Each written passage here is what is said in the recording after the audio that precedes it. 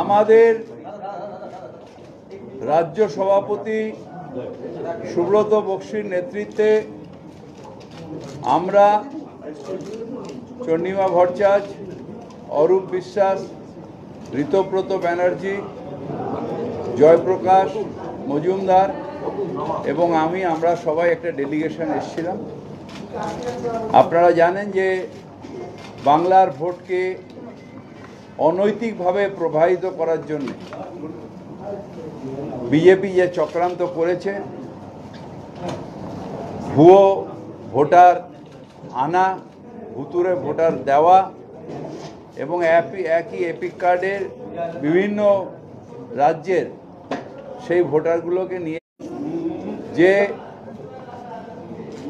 যখন অনলাইনে কেউ অ্যাপ্লাই করবে তাকে ফিজিক্যাল ভেরিফিকেশন বিএলও এবং বিএলআরওর মাধ্যমে ফিজিক্যাল ভেরিফিকেশন করতে হবে।